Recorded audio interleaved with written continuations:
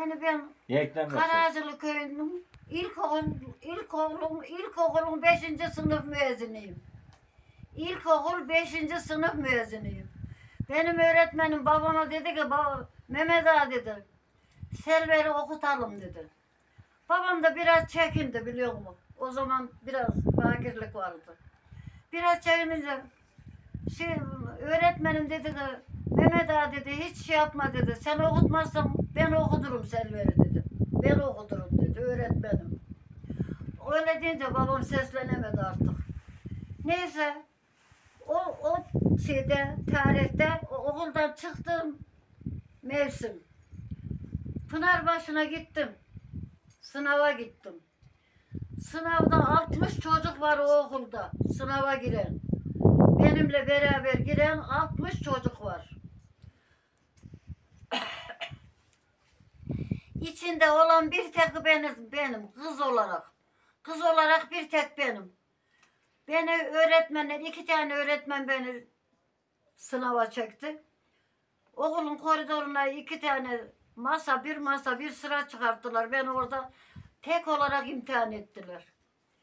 Neyse imtihanın sonunda soru zarflarını getirdi. Masanın üstüne açtı öğretmenler. Kızım dedi bu sorular Bolu Kız Lisesi'nden geliyor dedi. Bolu Kız Lisesi'nden geliyor dedi. Bu soruları cevaplayacağım dedi. İlk gün matematiğe girdim, 2. gün Türkçe'ye girdim. En son soruda bir şey takıldı kafama. Diyor ki, öfkeyi bir cümle içinde kullan diyor. Öfkeyi bir cümle içinde kullan diyor. Ben de şöyle düşündüm, baktım, dedim ki ya Rabbim, yani ben bir köylü çocuğuyum.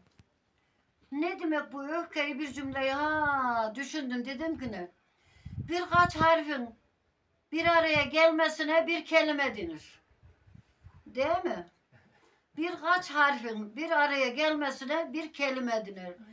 Birkaç kelimenin de bir araya gelmesine bir cümle denir. Cümle denir. Cümle bu. Lan ne diyeyim dedim şimdi. Bostanımıza bir buzağa girdi dedim. Babam öfkeyle gitti onu çıkarttı dedim. Anlıyor musun? Değil mi? Çok güzel kullanmışsın. Haydi kızım dedi, seni kazandırdım dedi, haydi kızım. Probleme baktı, elimdeki yazdığım problemi. Öteki öğretmenin yanına var, dedi ki Menduh Bey dedi, vallahi böyle. Menduh Bey yazıya bak yazıya dedi. Yazıya bak yazıya dedi. Haydi kızım dedi.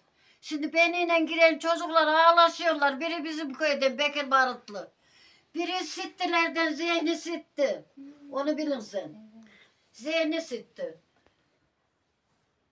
Biri de Memüklerden de Hacı Ahmet diye, onun soy ismini bilmiyorum. Onlar ağlıyorlar. Eyvah Selver kazandı biz kaldık diyorlar. Neyse. Ben şimdi geri güz geldi, okul açılacak. Okullar açılacak, ben kağıdımı bekliyorum. Eskiden köyün bir işi olursa, Pınarbaşı ile ilgili bir işi olursa tahsildar getirirdi, tahsildar. Tahsildar getirir, muhtara verir, muhtar da onun sahibine verirdi, biliyor musun? Evet. Bekliyorum, benim kağıdım gelmedi diyorum, üzülüyorum yani. Okul açılması yaklaştı. Benim gideceğim okul Bolu. Bolu'ya gideceğim. Yok. Neyse babam dedi ki ne kızım dedi. Meğer babama gelmiş, kağıt gelmiş, muhtar babama vermiş. Babam da o hocaya varmış. Demiş ki hocam mı demiş, vallahi böyle Selver demiş. Sınavı kazandı ama ne diyorsun demiş. Babama kızmış hoca. Sen ne konuşuyorsun ya demiş, o kız okur mu demiş. Kız okur mu demiş. O çocuk yarın demiş olacak. Öğretmen olacak. Okula müfettiş gelecek. O çocuk başını açacak, kolunu açacak. Çatır çatır cehennemde yanacak. Sen de yanacaksın demiş babama. Sen de yanacaksın demiş. Babam vazgeçmiş. Gelen kağıdımı bana görmeden, duyurmadan yırtıyor, atıyor. Neyse biraz sonra dedi ki Kızılhan'da dedi bir şey açılmış. Halıcılık açılmış dedi. Şirket. Gider mi kızım dedi. Giderim ne yapayım baba dedim. Hiç olmazsa bir sanat verliyim dedim. Neyse lafı uzatmayayım da. Artık geçti, her şey geçti. Her şey geçti. Beni babam bu köye verdi. Artık çoluğa çocuğa karıştık. Affedersiniz. Özür dilerim hepinizden. Estağfurullah. Çoluğa çocuğa karıştık. Bir gün de Mehmet dayım var ya, bu benim eşim işte. Evet. Mehmet dayım Ekin'e gelir buraya, Harman'a gelir. Ben de oradayım, Kayseri'deyim. Oturuyordum bir gün, dedik mi ya Rabbi dedim ya. Ben neydim de ne oldum dedim. Neydim ne oldum. Düşündüm ne yapayım dedim ya. Ben hiçbir şeye mensup olamadım. Ben dünyaya geldim, bahtı karalı fakir bir babanın kızı gibiyim. Ne bir yağmur gördüm ne de bir güneş, kurumuş çeşmenin gözü gibiyim. Okula başladım 7 yaşımda. Semaya uçardım bazı düşümde. Marş söylerdim arkadaşlar peşimde. Aldığım ödülün azı gibiyim. Geziye çıkardık biliyor musun yaz günlerinde? Geziye çıkardık, öğretmen bayrağı benim elime verir.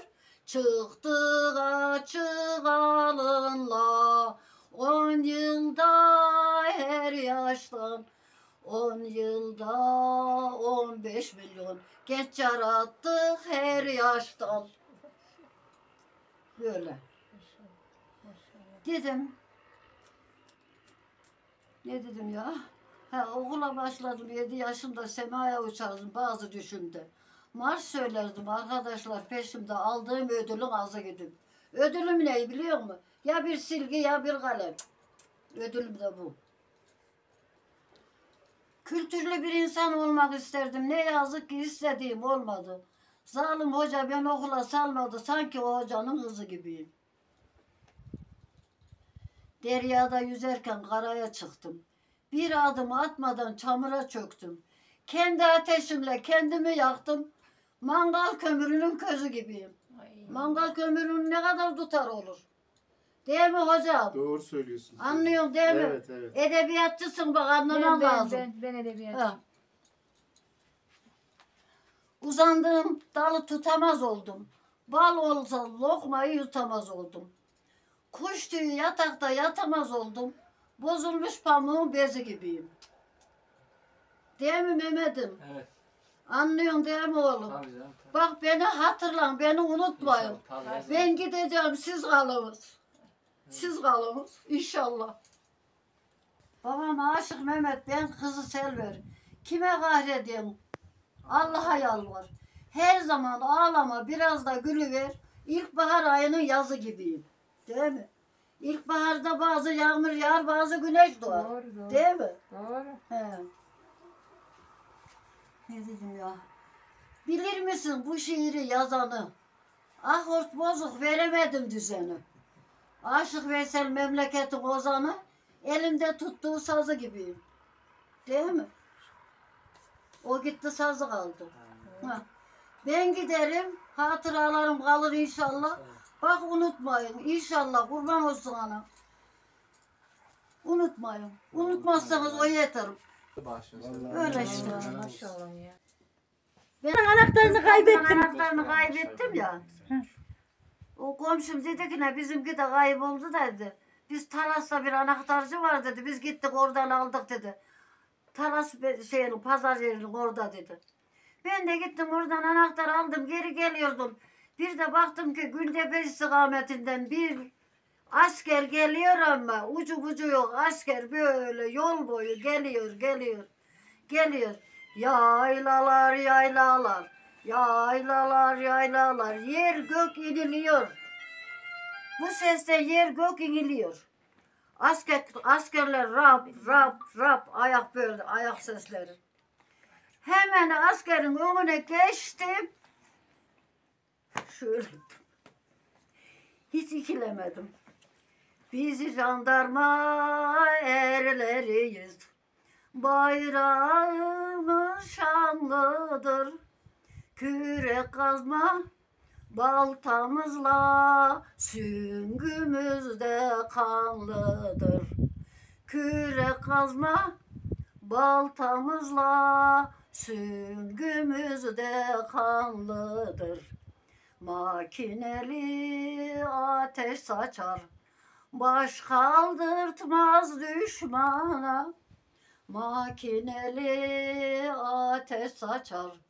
Baş kaldırtmaz düşmana, topçumuzda mermisini ulaştırır her yana.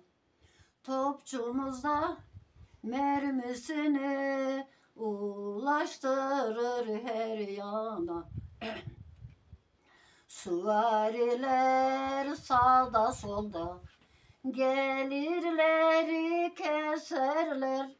Mavi gökte teyyareler rüzgar gibi eserler.